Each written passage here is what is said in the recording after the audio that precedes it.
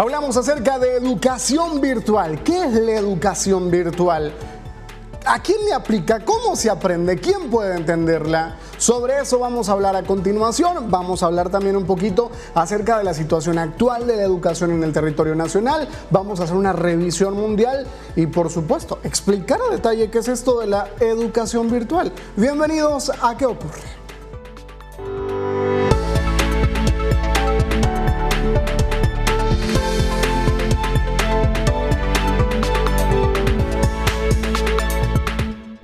Solo hay un medio para mantener en pie una sociedad libre y es mantener al público informado. Para eso existimos. Les recuerdo que somos ¿Qué ocurre? Y estamos transmitiendo a través de la mejor señal. EDN TV, aquí está todo. Aquí somos un informativo, Aquí hablamos de noticias. Noticias que ocurren dentro y fuera del territorio nacional. Se las explicamos de pe a pa con peras y manzanas. De ser necesario para que usted entienda con claridad de qué va cada una de ellas y luego pueda compartir ese conocimiento con familiares, con amigos, en la tienda de la esquina o de pronto en alguna reunión familiar, todos los detalles de los temas que aquí hablamos, que por cierto son 100% relevantes y que están en boca de todos. Este día hablamos sobre la educación virtual, esta modalidad a la que fueron empujados los educandos y educadores a raíz de la pandemia, pero que es una historia que se escribe muy diferente en distintas zonas. Una de las grandes preocupaciones es si los niños aprenden o no con esta forma de enseñanza. Ya ve que existen muchísimas dudas en relación a esto. En este programa usted conocerá cómo llevaron este proceso en otros países. Además, le vamos a presentar qué escolares son los que más sufrieron en el proceso, porque sí, no todos lo vivieron igual, porque la interacción entre los compañeros y profesores cambió rotundamente. De igual forma, vamos a revisar las acciones que tomó el gobierno de Honduras, el nuestro, para que el año lectivo no se perdiera y si dio resultado la estrategia que ellos planificaron. Para algunos países, la pandemia impulsó la migración a la educación virtual, es decir, la COVID-19 se convirtió en una gran oportunidad, sí, una oportunidad, mientras que en países desarrollados esto ha sido un verdadero desafío. Algunos incluso creen que la pandemia vino a deteriorar más los sistemas educativos. Ponga atención.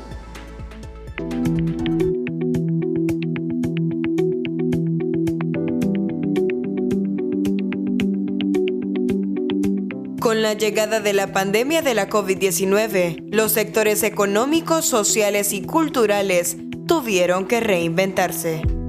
Entre estos, la educación en todos los niveles de escolaridad. En la mayoría de países, desde que entraron en cuarentena, se popularizaron las clases virtuales. Y aunque la práctica de las sesiones educativas en línea lleva ejecutándose alrededor de 4 décadas en las universidades, resulta ser algo totalmente nuevo para países subdesarrollados. Ante tal escenario surgen muchas interrogantes. ¿Cómo garantizar el derecho a la educación en contextos institucionales muy desiguales? ¿Cuáles son los impactos previsibles a corto, medio y largo plazo para la educación superior en América Latina?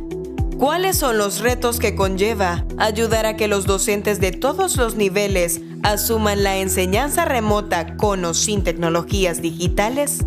¿Quiénes asumen los nuevos gastos?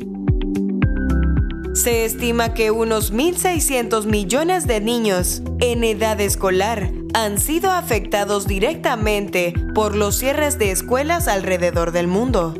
El Fondo de las Naciones Unidas para la Infancia, UNICEF, por siglas en inglés, advirtió en junio que las desigualdades inherentes en el acceso a las herramientas y a la tecnología podrían agravar la crisis mundial del aprendizaje.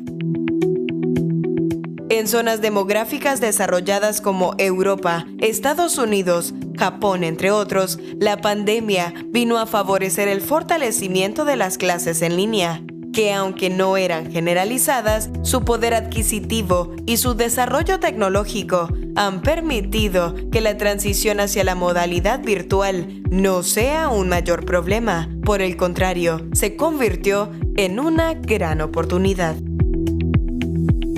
Pero en zonas de recursos limitados, la historia se escribe diferente. Para empezar, en 71 países de todo el mundo, menos de la mitad de la población tiene acceso a Internet.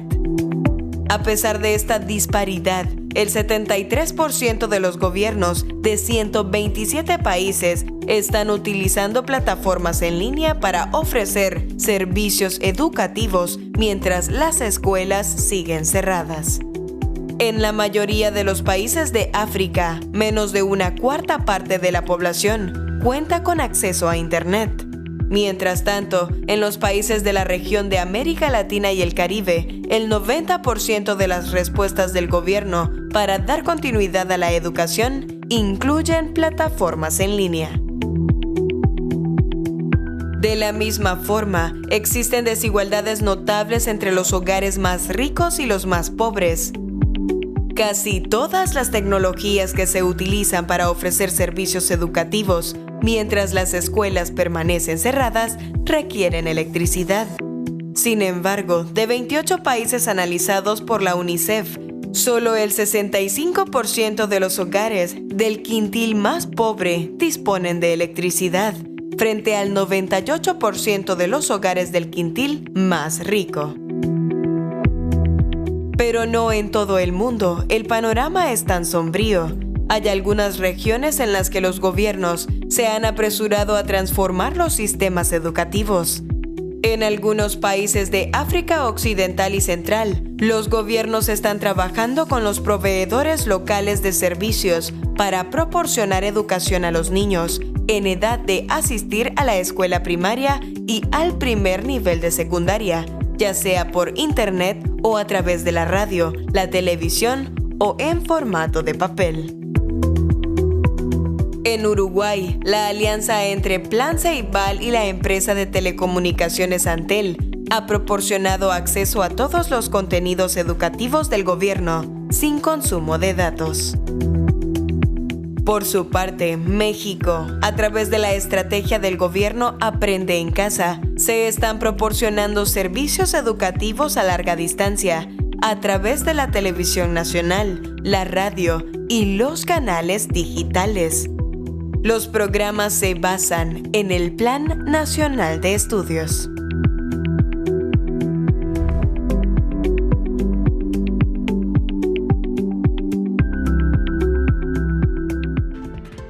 En Honduras, el golpe de la COVID-19 se sintió con fuerza en la educación básica, sobre todo por la poca cobertura de Internet que hay en los hogares hondureños. Y en lo que sí hay este recurso, el 40% de los padres consideran que sus hijos no están aprendiendo nada.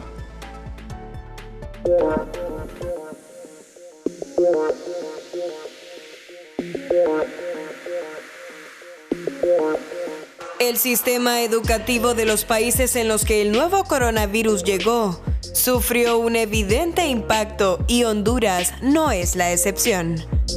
Muchos niños y adolescentes serán afectados en sus estudios en 2020 debido a que las clases virtuales puestas en marcha por la Secretaría de Educación no han sido muy efectivas, sobre todo en zonas del país donde los alumnos no tienen acceso a las tecnologías. Para el país no ha sido una opción viable porque desde antes de la pandemia tenía una de las coberturas más bajas de servicios de Internet del mundo, dijo el ex viceministro de Educación Armando Euseda al referirse a la efectividad de la modalidad de clases virtuales para los estudiantes de educación básica de Honduras. Euseda recordó que la encuesta de hogares del Instituto Nacional de Estadísticas de 2018 y un reciente sondeo de la Universidad Pedagógica Nacional Francisco Morazán señalan la pobre cobertura que tiene el país en Internet y otras tecnologías, a lo que se añade la pobreza y miseria que afecta a más del 60% de los 9,3 millones de hondureños. En Honduras, solamente 16 de cada 100 personas tienen acceso a un ordenador en el área urbana, mientras que en las zonas rurales, donde está la mayor población de niños, apenas el 1,9%, señaló Euseda, profesor universitario de física y director del sistema de posgrado de la Universidad Nacional Autónoma de Honduras. Con ocasión del Día del Niño Hondureño, que se conmemoró el jueves 10 de septiembre, el presidente Juan Orlando Hernández anunció que se extenderá la cobertura de Internet a todos los centros educativos, con la finalidad de que el aprendizaje tradicional esté ligado al uso de las nuevas tecnologías. No obstante, a la fecha, las quejas de los educadores y padres de familia por el limitado acceso al Internet se incrementan cada día más. Extraoficialmente ha trascendido que al margen de que hayan aprendido o no lo suficiente mediante las clases virtuales, los estudiantes serán aprobados al grado inmediato superior. Sin embargo, las autoridades educativas niegan que esto sea así. Aunque es válido señalar que el sector más afectado es el público. Para muchos profesionales de la educación, el primer grado de escolaridad es el que más preocupa, puesto que la atención que ellos requieren es mayor, en vista de que es una etapa del aprendizaje muy crucial. Un estudio hecho en julio de este año por el Observatorio Universitario de la Educación Nacional e Internacional reveló que el 40% de los padres de familia consideran que sus hijos no aprenden nada en las clases en línea. Lo peor de todo, según expertos, es que el contexto educativo en Honduras ya era desalentador antes de la pandemia. Esto porque el sistema ya presentaba falencias que reducían la calidad educativa. La más preocupante, la baja cobertura que la COVID-19 solo vino a empeorar. ¿Cuál será el rumbo que tomará la educación en Honduras?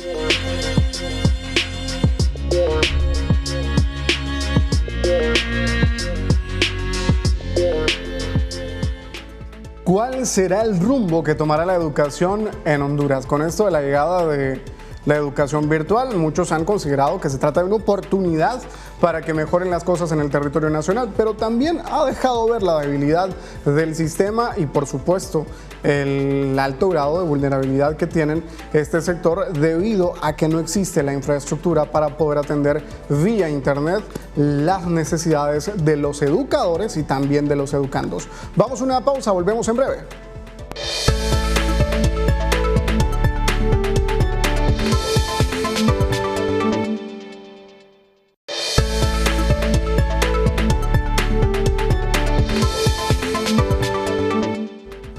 Felicidades, es lo que le tengo que decir al regresar de esta breve pausa, porque usted ha tomado la mejor decisión, estar pendiente de la mejor señal, EDN TV, aquí está todo y por supuesto, pendiente del mejor programa de la televisión nacional que ocurre el día de hoy. Estamos tocando un tema verdaderamente interesante, pero antes de recordarle de qué estamos hablando, tengo que mencionarle nuestras redes sociales, porque sí, estamos en medios sociales y queremos que usted vaya a estos espacios, nos dé like, nos siga y pueda enterarse de lo que está ocurriendo en Honduras y el mundo gracias a la actualidad que estamos compartiendo, pero también estos espacios sirven para que usted se comunique de forma directa con nosotros, nos envíe algunos reportes de sintonía, cómo, dónde recibe nuestra señal, queremos saber si la recibe nítida, desde cuándo nos está sintonizando y también queremos que nos recomiende algunos temas para programas futuros, como este tema que lo sugirieron a través del WhatsApp. Sí, tenemos un número de WhatsApp y aparece en pantalla también para que usted pueda contactarse con nosotros, únicamente mensajes de texto, ya sabe ahí,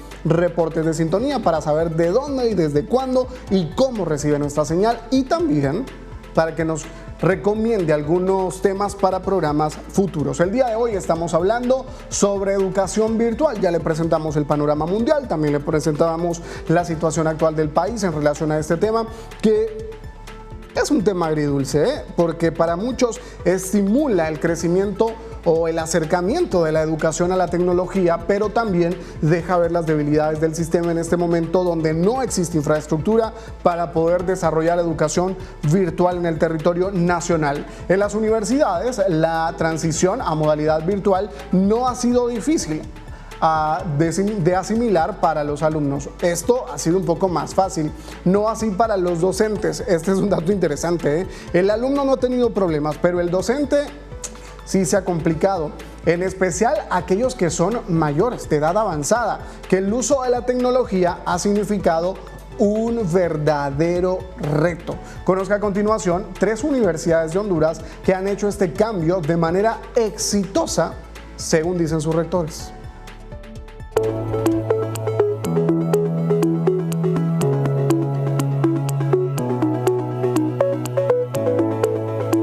El coronavirus aceleró de manera casi inmediata la transición digital en al menos 3 universidades de Honduras y las encaminó fuertemente en la era de la tecnología de la información y comunicación, impulsando así la educación superior en línea.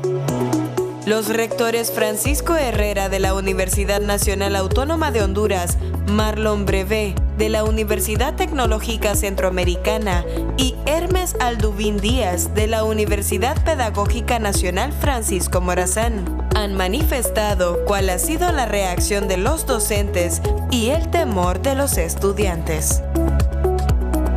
A continuación, revisaremos cuáles eran las condiciones en estas universidades antes de la pandemia, cómo ha sido la transición y qué avisoran en el futuro cercano en estos centros de educación superior.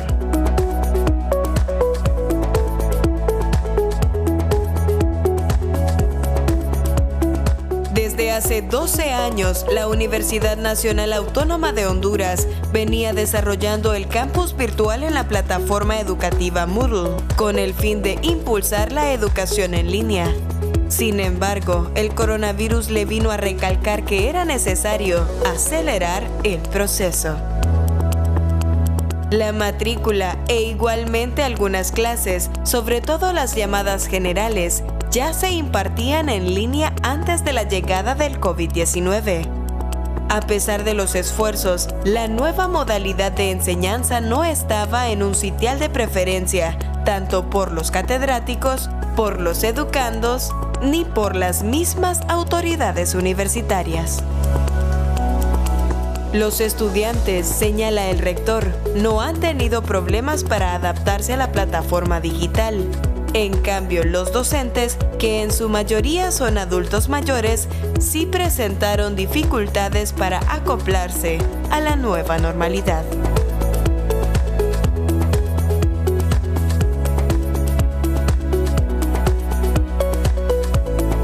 Marlon Brevé, rector de la UNITEC, explicó que esta casa de estudios tiene 3 modalidades.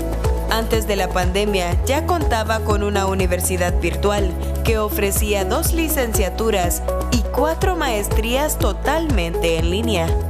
El segundo segmento que tenía UNITEC es EUTEC, donde las clases se ofrecían un 50% de forma presencial y un 50% virtual. La tercera modalidad era la tradicional de UNITEC, que es 100% presencial. Al llegar la pandemia, obviamente, el segmento menos preparado era UNITEC, porque era 100% presencial. En cambio, CEUTEC ya tenía un 50% virtual, pero la parte presencial de UNITEC y CEUTEC se llevó a la teledocencia. De ahí tuvimos que invertir en recursos tecnológicos para que los docentes pudieran dar sus clases desde sus casas. En resumen, UNITEC no estaba tan lista, pero logramos migrar en 2 semanas, valoró Brevé.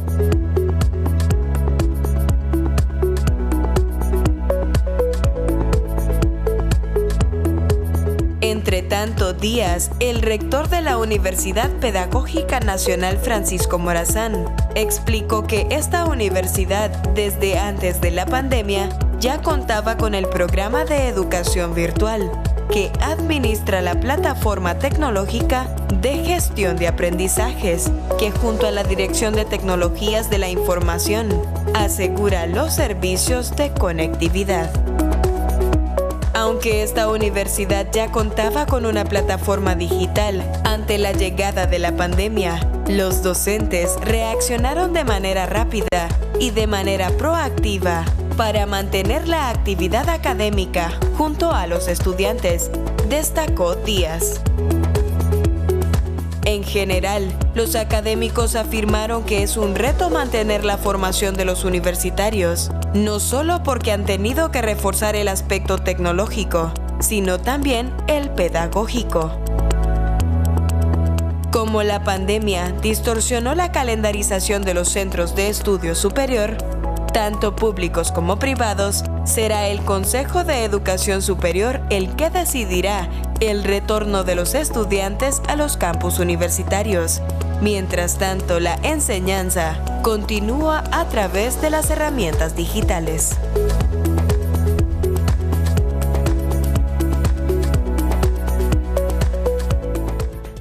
Estamos próximos a culminar el año educativo, dicen las autoridades de educación, y según lo manifiesta el director departamental de educación en el departamento de Cortés, Milton Ayala, la idea es que nadie repruebe y puedan rescatar a los que tuvieron problemas de conectividad. Ponga atención. Sí, mire, tenemos varias fechas. Recuerde que ahorita el 30 de octubre nosotros cerramos año para los alumnos que se han atendido eficientemente, los que han estado con conectividad, los que se han atendido directamente con el docente, el que no ha tenido problemas, ese sale el 30 de octubre. Ya tenemos nosotros los oficios homologados desde el nivel central, ya socializamos con los directores distritales y municipales. El día de hoy, a esta hora, tiene que estar todo el departamento en reuniones para que esté socializando con los directores. Posteriormente, los directores harán sus reuniones con los maestros y padres de familia para ir ya homologando fechas e ir cerrando espacios. Posteriormente vienen las fechas de secundaria, que ya salen en noviembre, y con los alumnos que van a tener una nivelación, los que no fueron atendidos, los que no tenían conectividad o por X razones no pudieron estar de manera permanente, esos van a tener su espacio también en el mes de noviembre para poder ser nivelados. Mire, gracias a Dios podemos decir que no estamos en un 100%, pero estamos en un 87.3% de cobertura. Eso es muy significativo, a pesar de que es una emergencia, a pesar de que hemos hecho esfuerzos sobrehumanos todos, padres de familia, docentes, Secretaría de Educación, direcciones departamentales. Para nosotros es un éxito. Para otros lo verán desde una manera escéptica, pero nosotros ya nivelar, rescatar un alumno ya es ganancia. Es alguien que está dentro del sistema educativo y no va a estar englosando otras filas que no son educación. Entonces, nosotros nos sentimos alegres hasta donde vamos ahorita cerrando. De ahí vamos con la etapa de rescate de los que no han podido estar y hacer una nivelación de competencia. Mire, tenemos el que ya tenemos señalado por la ODK, que es un 87.7 que le acabo de mencionar, esa es la cobertura. Y los niños han estado directamente con el docente, teniendo esa línea de reciprocidad en la parte educativa. Entonces yo creo que un 13, un 14 o un 12%, y es el que no va a estar reprobado, sino que lo vamos a nivelar para poder rescatar y que las filas de reprobación sean mínimas. Esas brechas tenemos que acortarlas entre todos porque es la misión. Entonces vamos a estar ahí muy de cerca con ellas. Bueno, son cifras positivas y bonitas, y lo que considera usted es que esto se da en el departamento de Cortés, pero debe entender que no todos los departamentos del país tienen la misma calidad y desarrollo que este departamento, que es un departamento altamente productivo, donde la gente está más acostumbrada a convivir con el internet. Los maestros tienen también mayor práctica para usar este tipo de métodos necesarios para la educación virtual. Pero ¿qué hay de otros departamentos y municipios también en específico en el interior del país, donde son zonas rurales, la conectividad no es una realidad y acceder a internet no es una necesidad, sino que es un verdadero lujo para quienes desean tenerlo, ¿no? Entonces hay que evaluarlo, hay que conocerlo, y todos estos datos también de forma honrada la Secretaría de Educación debe analizarlos para poder gestionar un plan de respuesta en caso de que vivamos una situación similar durante el año 2021. Y aquí no va de esto de estar inflando cifras para hacerla ver bonita y para hacernos creer de forma optimista que lo estamos logrando y que estamos haciendo las cosas con éxito. Bueno, el ministro de Educación, Arnaldo Bueso, manifestó que se están preparando a nivel nacional para culminar con éxito el año escolar 2020. Este año fue anormal para la educación, así como para todas las actividades que se desarrollan en el país. Esto porque la COVID-19 no permitió que las clases se desarrollaran de manera presencial. El año lectivo finaliza el 30 de noviembre próximo. Según datos de la Secretaría, un 92% del estudiando se ha mantenido activo en las clases en línea. Oiga, 92%, un número optimista. Los actos de graduación fueron suspendidos por el COVID-19, pero la Secretaría de Educación buscará la manera de entregar el título a los nuevos profesionales. Nosotros como Secretaría tenemos lineamientos para la continuación y promoción de los educando en el año escolar 2020 y esto lo hacemos con el acompañamiento de las direcciones departamentales, municipales, distritales y direcciones de centros educativos, dijo el ministro. No lo sé, Rick, pero me parece falso.